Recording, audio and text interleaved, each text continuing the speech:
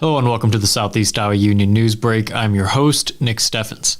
Getting into today's top stories, the Chamber of Commerce's annual Choctoberfest returns to Washington Thursday for the fourth year, offering participants a chocolate sample-filled walk around town. Washington Chamber of Commerce event coordinator Alicia Davis said 22 businesses were involved in this year's event, many of them new establishments in town.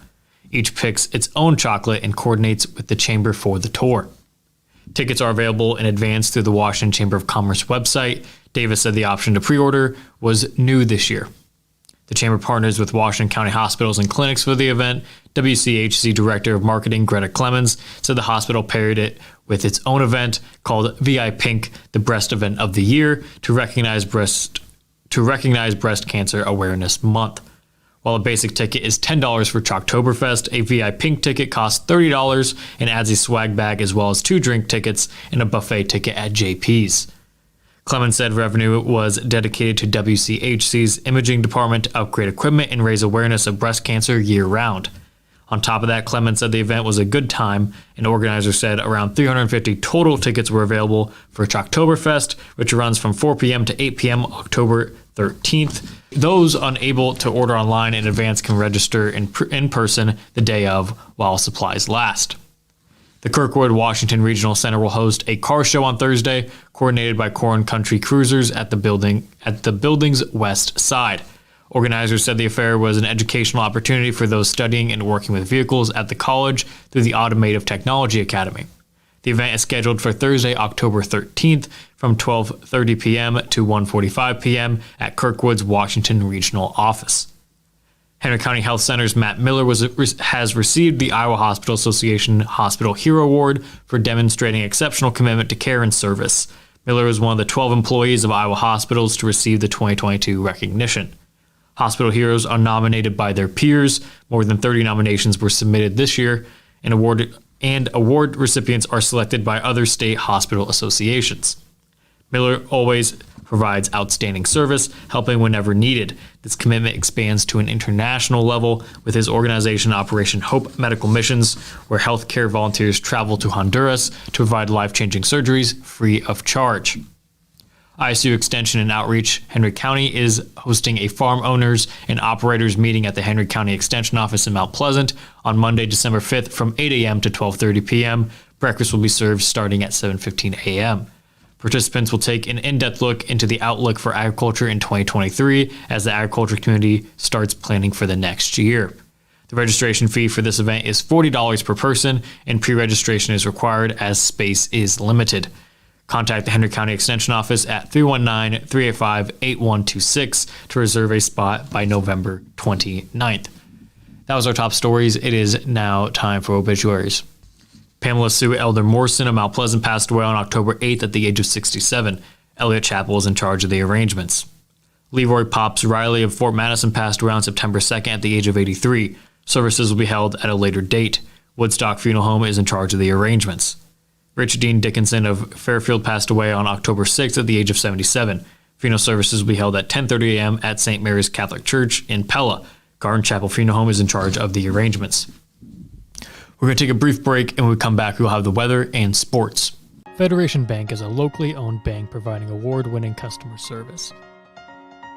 We believe that we are more than just a federation of banks, but a federation of communities, serving Brighton, Richland, Wellman, and Washington, Iowa. Federation Bank's highly skilled staff is here to make sure you are able to accomplish your personal and professional goals, whatever they may be. Federation Bank, your family bank.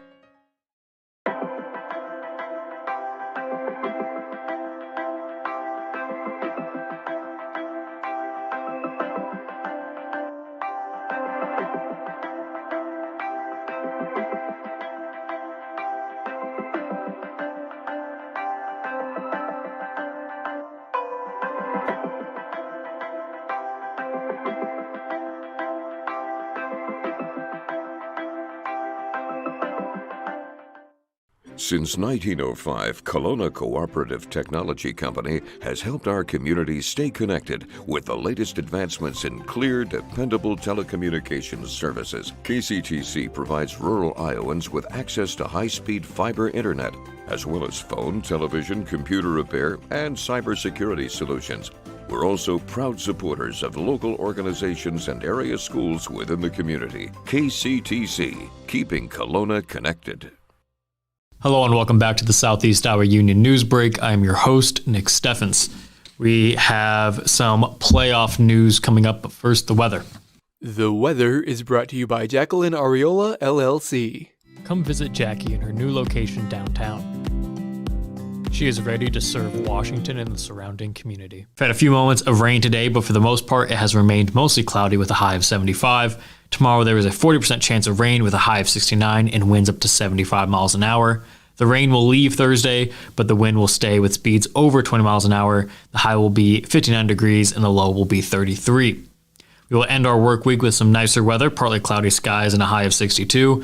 On Saturday, will remain partly cloudy, but be warmer with a high of 69. That was the weather. It is now time for sports.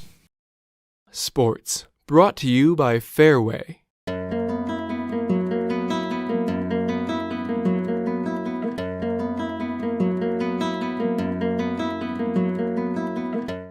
The playoff picture is starting to clear up in Southeast Iowa, and with just a handful of games to go, contests this weekend will be as important as ever.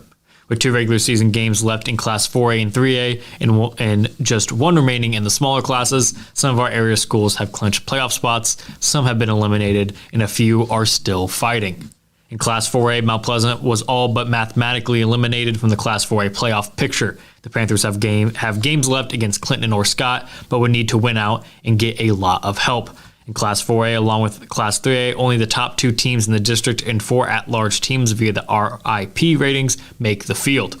In Class 3A, Fairfield and Washington are both still alive through the Trojans though the Trojans are a little more so than the Demons. With both teams meeting up at Case Field in Washington on Friday, it's a do-or-die game for postseason hopes. If Fairfield beats Washington and Grinnell, the Trojans will finish second in the league. Washington could still sneak into the second-place spot via a 3-way tiebreaker as long as they win out and Grinnell loses out.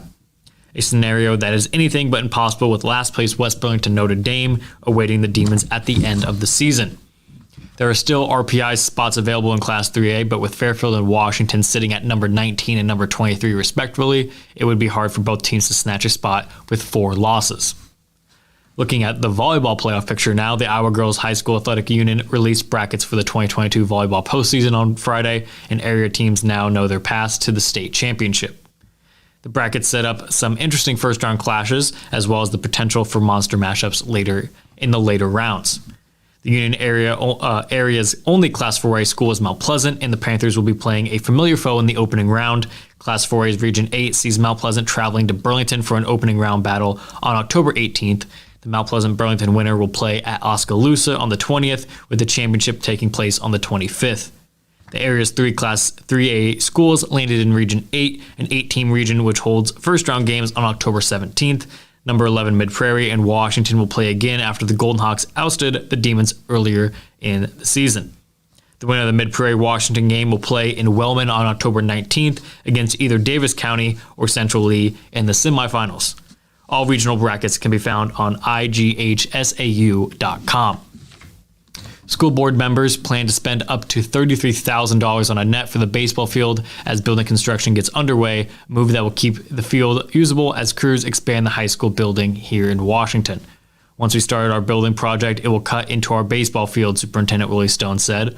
We had 2 classes that would not play any home games if we don't do something like this.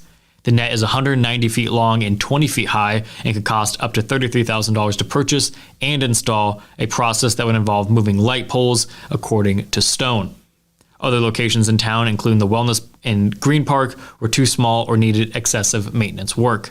Stone said the net would likely remain in use after construction. The good news is we were probably going to buy a net anyways to put in front of the building to stop it from smoking our windows, he said. That was the news for Southeast Iowa. I've been your host, Nick Steffens. This is the Southeast Iowa Union News Break, and I will see you next time.